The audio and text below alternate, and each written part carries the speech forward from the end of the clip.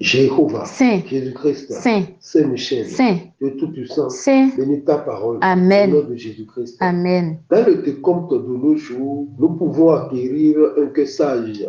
C'est le thème de cette semaine. Somme chapitre 90, versets 10 à 12 sera notre texte de base. Les jours de nos années s'élèvent à 70 ans et pour les plus robustes à 80 ans. Et l'orgueil qu'ils en tirent n'est que peine et misère, car ils passent vite et nous nous en voulons. Merci. Car elle passe vite. Alléluia. Alléluia. Dans le décompte de nos jours, nous pouvons acquérir un cœur sage. Souvent, je pense à la brièveté de la vie. J'essaie de prendre conscience qu'aucun lendemain ne nous est assuré, puisque l'on peut mourir à tout moment. La vie est un cadeau qui nous est donné, mais on ne sait jamais à quel moment on va nous le reprendre. Somme chapitre 9, verset 5 à 7. Éternel, dis-moi quel est le terme de ma vie, Oui, quelle est la mesure de mes jours, oui. que je sache combien je suis fragile. Voici, Voici. tu as donné à mes jours la largeur de la main, Oui. et ma vie est comme un rien devant toi. Oui. Tout homme debout Tout homme debout n'est qu'un souffle. Merci. Tout homme debout n'est qu'un souffle, que ce soit ministre, député, ingénieur, architecte, transitaire, que ce soit avocat, juge, que ce soit ambassadeur, tout homme n'est qu'un souffle. Je me demande souvent ce que je ferais si c'était ma dernière journée sur Terre. Je demande souvent ce que je ferais si on m'annonce que c'est la seule journée que j'ai à vivre. Je peux pouvoir parler à des inconnus pour apporter un peu de bonheur dans leur vie. Des fois, je me dis que c'est dommage que l'on ne profite pas assez de l'instant présent et que l'on vive trop dans le passé ou l'avenir. C'est dommage que l'on ne remarque pas les gens qui croisent nos routes chaque jour, puisque l'on est trop préoccupé par nos pensées quotidiennes. Nous sommes préoccupés par nos activités pendant que nos jours sont en décompte. Alléluia. Alléluia. Nous vivons comme si nous sommes le maître de notre souffle. Ecclésiaste chapitre 8, verset 8. L'homme n'est pas maître de son souffle pour pouvoir le retenir. Non. Et il n'a aucune puissance sur le jour de la mort. En vérité, il n'y a point de délivrance dans ce combat et la méchanceté ne saurait sauver les méchants. Wow. L'Église vit aujourd'hui dans la méchanceté, dans la jalousie, dans la haine. Or qu'il n'y a point de délivrance dans ce combat et la méchanceté ne saurait sauver les méchants. Tu peux faire de miracles, tu peux ressusciter des morts. Le jour j'y viendra. Bien-aimés, prenons le temps de connaître les gens qui nous entourent, d'apprendre d'eux. Nous devrions dire régulièrement à nos proches notre amour pour eux et l'importance qu'ils ont et ont eu dans nos vies. Alléluia. Alléluia. Car rien ne vaut la vie et la vie ne vaut rien. Somme chapitre 89, verset 47.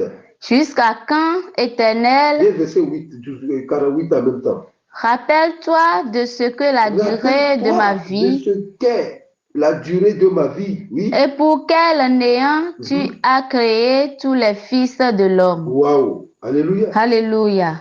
Vraiment, David a été bien inspiré. Rappelle-toi ce qu'est la durée de ma vie et pour quel néant tu as créé tous les fils de l'homme. On court derrière l'argent, on n'a pas le temps. Quand il s'agit de l'argent, les yeux deviennent rouges. Son fils Salomon viendra compléter plus tard et dit, vanité des vanités, dit l'Ecclésiaste, vanité des vanités, tout est vanité.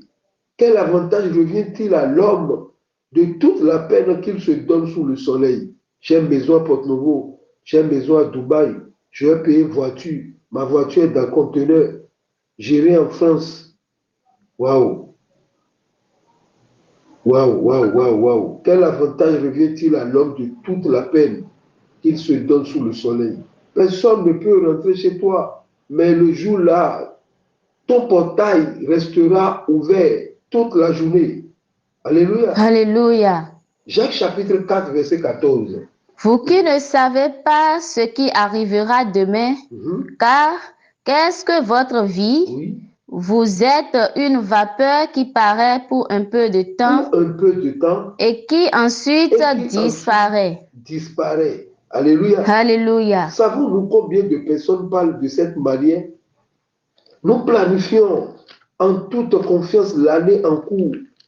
Nous planifions même l'année suivante où nous allons pouvoir faire des affaires, dans quoi nous allons investir notre argent, où nous allons partir en vacances. Combien de temps ils vont passer ici et là? Nous planifions tout. Mais nous avons oublié que nous n'avons aucun contrôle là-dessus. Alléluia. Alléluia. Cette parole que nous avons lue dans Jean chapitre 4, verset 14, dit que nous ne sommes qu'une vapeur qui paraît pour un peu de temps et qui ensuite disparaît. Paraît, disparaît, paraît, disparaît. On est dans pareil, bientôt il y aura disparaît. Dans pareil là, on est prêt à tout. Dans pareil là, on est à l'église, on dame le sol, on montre que c'est nous rien. Dans pareil là, on multiplie les femmes, on amplifie les femmes. Combien il est insensé pour une vapeur de faire ainsi des programmes. Quelle est donc la solution? La vapeur devrait dire, l'homme devrait dire, si c'est la volonté du Seigneur, je vivrai et je ferai ci et ça. C'est la solution. Cette vapeur n'a aucun contrôle sur sa destinée. Je serai ministre, je serai militaire, je serai général. Tu n'as aucun pouvoir, aucune puissance, aucun pouvoir sur ta destinée. Alléluia. Alléluia. Alléluia. Alléluia. Nous devons comprendre cela. Sans Dieu, nous ne pouvons rien. Sans Jésus-Christ, nous ne pouvons rien. Pour connaître ton année de naissance, si tu es né en 1980, Jésus-Christ est plus âgé que toi de 1980 ans. Jean 15, verset 5. Je suis le cep, oui. Vous êtes les sarments. Celui qui demeure en moi et en qui je demeure porte beaucoup de fruits, car sans moi, vous ne pouvez rien faire. Rien faire, rien faire. Toi, tu dors, lui ne dort pas. Lui est omnipotent, omniprésent et omniscient. Voyez-vous, chers frères et sœurs en Christ, nous dépendons entièrement du Seigneur. Alléluia. Alléluia.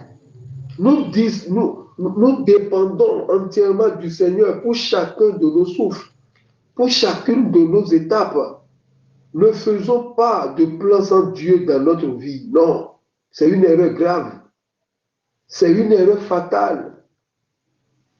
Ne soyons pas aussi ridicules. Soyons humbles. Le temps, les moments, les circonstances appartiennent à Dieu. Nous ne sommes qu'une vapeur qui persiste un bref moment.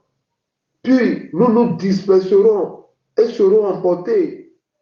Psaume chapitre 37, verset 4 à 5. Fais de l'Éternel tes délices. Toi qui m'écoutes, toi qui es encore vivant, fais de l'Éternel tes délices. Et il te donnera ce que ton cœur désire. Recommande ton sort à l'Éternel, mets en lui ta confiance, et il agira. C'est tout ce qu'il te demande. Recommande ton sort à l'Éternel. N'aille pas voir les charlatans, n'aille pas voir les marabouts. Il ne faut pas aller payer des bagues magnétisées. Il ne faut pas aller payer des savons pour faire clairer ton aura. Non, recommande ton sort à l'Éternel. Il connaît bien la route plus que toi. Fais attention. Tenons compte de Dieu. Établissons nos plans avec Dieu à l'esprit et il s'occupera de les faire subsister et prospérer. Laisse les marabouts tranquilles. Eux-mêmes, ils dorment. Ils vont au WC. Laisse-les tranquilles. Alléluia. Alléluia. Le texte lu est un extrait des livres de Psaumes. Or, le livre des Psaumes est divisé en 5 parties. La première partie, Psaume chapitre 1 à Psaume chapitre 41. Deuxième partie, de Psaume chapitre 42 à Psaume chapitre 72. Troisième partie, Psaume 90 à 106.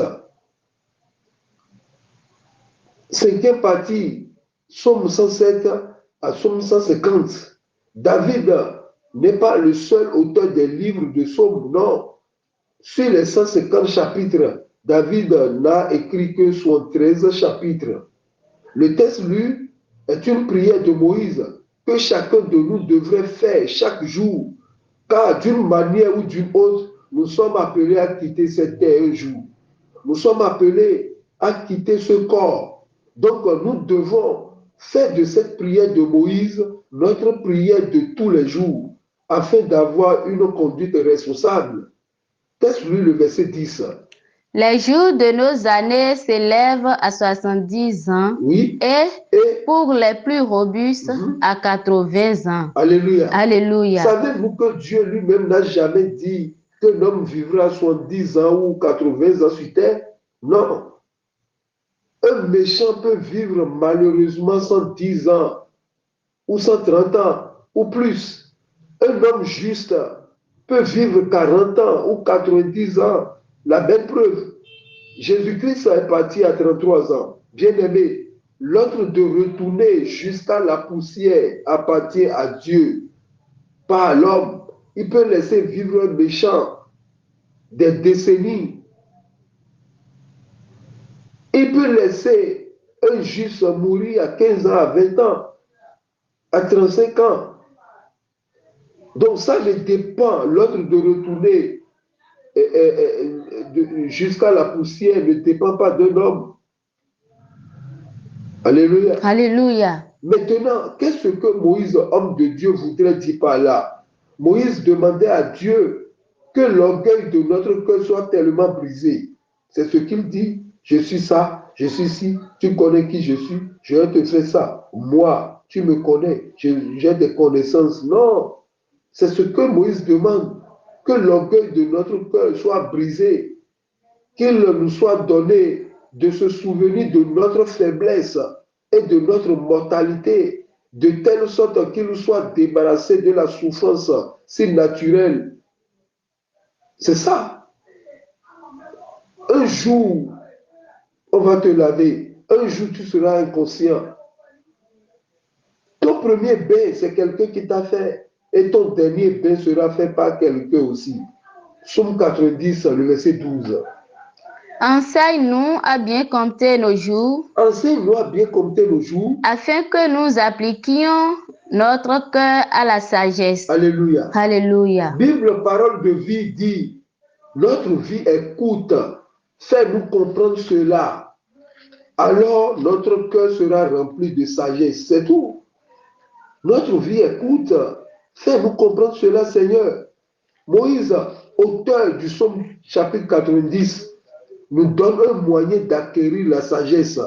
Demander à Dieu de nous enseigner à compter nos jours. Mais que signifie exactement cette expression, Moïse? Alléluia. Alléluia. Dénombrer les jours du passé qui seuls peuvent être comptés. Les jours du passé, on ne peut pas dénombrer le jour à venir. On ne peut pas rester ici et dénombrer 2024. Non, c'est seulement penser. Quelle vie nous menons? Quelle vie nous menons sur cette terre ou dans l'église? Et après avoir pensé, nous allons nous repentir. Alléluia. Alléluia. C'est une tâche à mener avec prudence, car le regard en arrière, alléluia, Alléluia. fait appel à notre mémoire qui peut être trompeuse. Ecclésiaste chapitre 7, le verset 10. Ne dis pas Ne dis pas. d'où vient que les jours passés étaient meilleurs que ceux-ci, Oui. car ce n'est point par sagesse que tu demandes cela. Alléluia. Alléluia. Il ne faut pas dire ça. Que lorsque tu vivais dans le péché, ces jours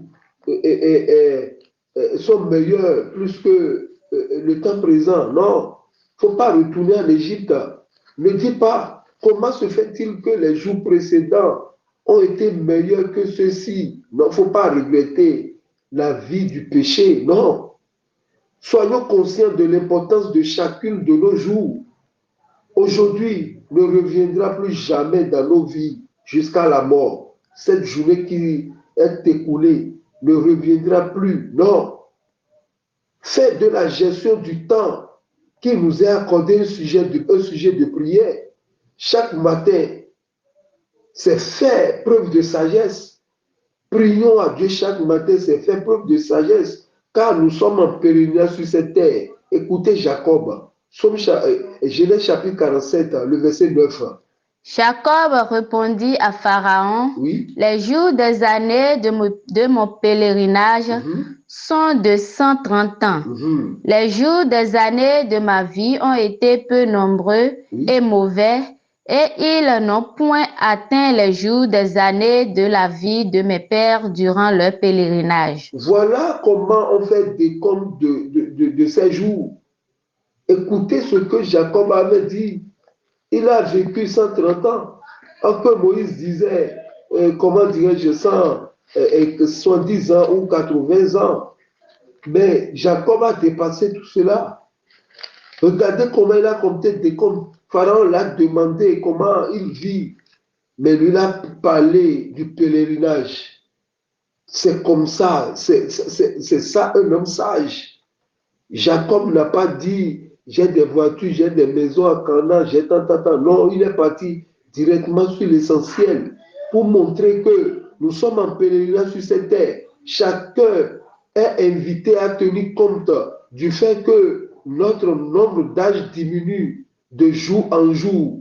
Aujourd'hui, maintenant, c'est diminué. Ça diminue de jour en jour. On marche soit vers le paradis, soit vers l'enfer. Alléluia. Alléluia. Raison pour laquelle nous devons nous réveiller de notre sommeil. Romains chapitre 13, verset 11 à 12. Cela importe d'autant plus que vous savez en quel temps nous sommes. Est-ce que nous savons en quel temps nous sommes? Vas-y. C'est l'heure de vous réveiller afin du sommeil, car maintenant le salut est plus près de nous que lorsque nous avons cru. Alléluia. Alléluia. C'est l'heure de nous réveiller. Éternel, dis-moi quel est le thème de ma vie, quelle est la mesure de mes jours, que je sache combien je suis fragile. C'est la meilleure des prières que Moïse a fait. C'est la meilleure des prières qu'un véritable chrétien doit réciter. La plupart des églises aujourd'hui prient et prêchent rien que la prospérité. Les thèmes tels que comment devenir très riche, ces dirigeants sont des insensés et ils travaillent pour leur ventre. Ils ne travaillent pas pour Dieu parce que nous sommes venus à l'église pour aller au paradis, non pas pour vivre sur la terre éternellement. Non. Deutéronome 32, verset 28 à 29. C'est Dieu qui mangeait la graisse de leurs victimes, qui buvait le vin de leur libation, qu'il se lève, qu'il vous secoue, qu'il vous couvre de leur protection. Sachez donc que c'est moi qui suis Dieu, Oui. et qu'il n'y a point de Dieu près de moi. C'est lui, Dieu. Et il n'y a point d'autre Dieu. C'est lui. Deutéronome chapitre 32, le verset 28 à 29. C'est une nation qui a perdu le bon sens. Ceux qui prêchent la prospérité à longueur de journée, l'Église qui prie comme si nous allons vivre éternellement sur la terre, la prospérité, l'argent, l'argent, l'argent. Il dit quoi? Le verset 28. C'est une nation qui a perdu de bon sens. C'est une église qui a perdu de bon sens. Oui. Et il n'y a point en eux d'intelligence. Et ils n'ont pas d'intelligence, que ce soit le pasteur, les fidèles, ils n'ont pas d'intelligence, oui. S'ils étaient sages, voici ce qu'ils comprendraient. Et ils penseraient à ce qui leur arrivera. Voilà. Alléluia. Alléluia. S'ils étaient sages, voici ce qu'ils comprendraient. S'ils étaient sages, ils penseraient à ce qui leur arrivera. Si on a l'argent sur cette terre et on va en enfer, quel avantage nous avons? Jésus-Christ disait que servirait-il à un homme de gagner tout le monde et de perdre son âme? Alléluia. Alléluia. Bien-aimé, n'importe où tu te trouveras, si on ne te prêche pas la repentance, ces trois choses, la repentance, la foi et la sanctification, quitte ce lieu avant qu'il ne soit trop tard. Car nous sommes en esclave sur la terre. Jésus-Christ, le Fils unique, même le Fils unique de Dieu, même disait, lorsqu'il était sur cette terre, Jean chapitre 9, le verset 4. Il faut que je fasse, tandis qu'il est jour, les œuvres de celui qui m'a envoyé. La nuit vient où personne ne peut travailler. Voilà, il faut que je fasse, tandis qu'il est jour, les œuvres de celui qui m'a envoyé. Car la nuit vient où personne ne peut travailler. Jésus-Christ, même quand la nuit vient, la nuit vient, la nuit vient. En effet, la liberté de vivre, la liberté de vouloir, de choisir, de programmer, de s'exprimer, de penser, nous fait croire que nous maîtrisons tout. Nous maîtrisons les événements. De ce fait, nous oublions aussi qu'en réalité, rien ne dépend de nous. Rien ne dépend de nous. Dans 5 minutes, ce qui se passera, rien ne dépendant de nous. C'est ma maison, c'est ma maison. C'est pas ta maison. Tu es locataire sur cette terre. La terre appartient à Dieu. Même chez toi, tu es locataire. Et un jour, on va te déloger. On va te déménager, t'enfouir dans le tombeau, dans un tombeau fermé, d'aller. C'est chez moi, c'est pas chez toi, tu es locataire. Alléluia. Alléluia.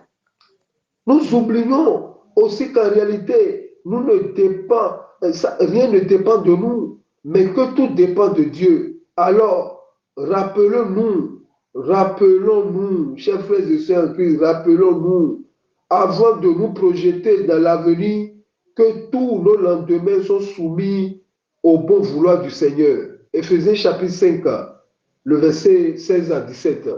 Rachetez le temps, Rachetons le temps, car les jours sont mauvais. Oui. C'est pourquoi ne soyez pas inconsidérés, mais comprenez quelle est la volonté du Seigneur.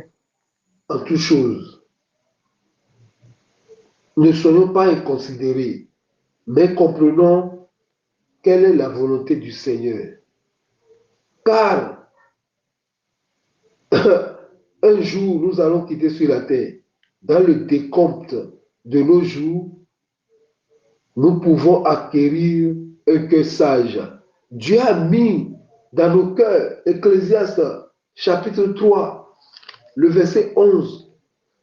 Il a mis Ecclésiaste chapitre 3, verset 11. Selon le dessein éternel qu'il a mis en exécution. Ecclésiaste 3, pas Éphésiens. Ecclésiaste chapitre 3, le verset 11. Dieu a mis dans nos cœurs la pensée d'éternité.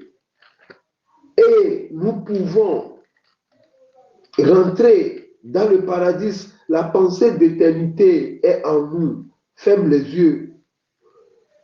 Calme-toi et tu verras que Dieu a mis en nous la pensée de l'éternité. Soyez bénis. Amen. Au nom de notre Seigneur Jésus-Christ. Amen. Jéhovah. Saint. Jésus-Christ. Saint. Saint-Michel. Saint. Dieu Tout-Puissant. Saint. Bénis ta parole. Amen. Au nom de Jésus-Christ. Amen. Amen. Amen. Amen. Au nom de notre Seigneur Jésus-Christ. Alléluia. Alléluia. Alléluia. Alléluia. Alléluia. Alléluia. Alléluia.